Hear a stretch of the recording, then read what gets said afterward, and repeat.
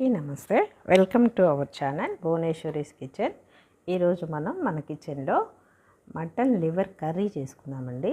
చేసుకుంటూ మీ ముందుకు ఒక మంచి టాపిక్ తెచ్చాను, అందరూ జాగ్రత్తగా వినండి. ఈ టాపిక్ ఏంటంటే ఆడవాళ్ళలో వెయిట్ గెయిన్ గురించి మాట్లాడుకుందాం. అంటే ముఖ్యంగా ఆడవాళ్ళు ఏ ఏజ్ గ్రూప్లో వెయిట్ పెరుగుతున్నారు, ఎంత పెరుగుతున్నారు, ఎందుకు పెరుగుతున్నారు, పెరగకుండా ఏం చేయొచ్చు అనేది మనం వంట చేస్తూ మాట్లాడుకుందాం. మనం చూస్తే ప్రపంచం మొత్తం ఇప్పుడు ఫేస్ చేస్తున్న అతిపెద్ద ప్రాబ్లమ్స్లో వెయిట్ గెయిన్ అనేది కూడా ఒక పెద్ద ప్రాబ్లం అయిపోయిందనే చెప్పచ్చు. ఎందుకంటే ఈ వెయిట్ అనేది ఎన్నో సమస్యలు తీసుకొస్తుంది. కాబట్టి ఈ వెయిట్ పెరగడం అనేది చాలా చాలా ఇబ్బందికరం అయిపోతుంది. అందుకే ఈ టాపిక్ మనం కానీ అబ్జర్వ్ చేస్తే ఆడవాళ్ళు ముఖ్యంగా 3 పర్టికులర్ టైంలో, అంటే 3 ఏజ్ గ్రూపుల్లో వెయిట్ అనేది పెరుగుతున్నారు. అవేమిటంటే 1 ప్రెగ్నెన్సీ, 2 బాలింతల టైంలో, 3 మెనోపాజ్ టైంలో. ఎందుకంటే ఆడపిల్లలు చదువు అయిపోయేంత వరకు కూడా వెయిట్ చాలా వరకు పెరగరు. ఎందుకంటే స్కూల్స్లో, కాలేజీలో కొంత యాక్టివిటీస్ పాల్గొంటారు కాబట్టి అక్కడ వరకు నో ప్రాబ్లం. ఒకవేళ పెరిగిన మ్యారేజ్ ఉంటుంది కాబట్టి అమ్మో మ్యారేజ్ అవ్వాలంటే కొంచెం సన్నగా అవ్వాలని మ్యారేజ్ కోసమైనా కానీ కొద్దిగా జాగ్రత్తగా ఉండి వెయిట్ అనేది పెరగకుండా చూసుకుంటారు. ఒక్కసారి మ్యారేజ్ అయిన తర్వాత ప్రెగ్నెన్సీ టైంలో ఎక్కువ వెయిట్ వస్తున్నారు. ఎందుకు అంటే మామూలుగా టోటల్ ప్రెగ్నెన్సీ టైంలో 10 to 12 kgs లేదా 14 kgs, అంటే 14 kgs వరకు మాత్రమే వెయిట్ రావాలి. కానీ కొంతమంది 20 kgs ఆ పైన పెరిగిపోతున్నారు. ఎందుకు అంటే ఆ ప్రెగ్నెన్సీ టైంలో ఫుడ్ అనేది చాలా బాగా తీసుకుంటాం మనం. అలాగే పేరెంట్స్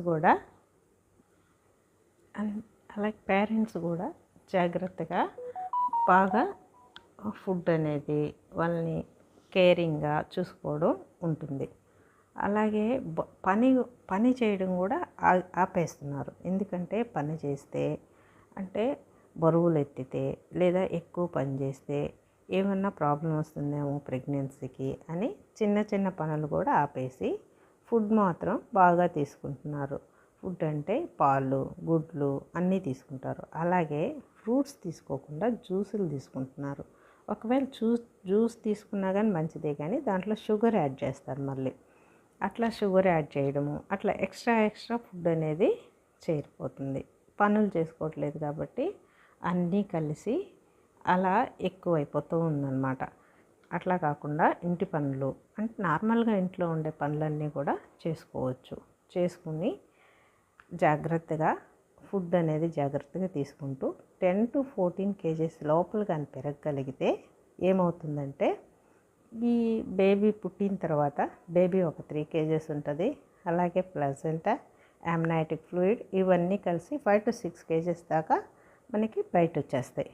అప్పుడు 6 kgs తగ్గిపోతే ఇంకా 6 to 8 kgs బేబీకి 6 months వచ్చే లోపల గ్రాడ్యువల్గా తగ్గిపోతుంది. అలా కాకుండా ఆ వెయిట్ ఎక్కువ కన్నా, అంటే 14 kgs కన్నా కానీ ఎక్కువగానే ఉంటే అది తగ్గడం చాలా చాలా కష్టమవుతుంది. కాబట్టి ఆ వెయిట్ అనేది పెరగకుండా చూసుకోవాల్సిన బాధ్యత ప్రతి ఒక్కరిది ఉంది.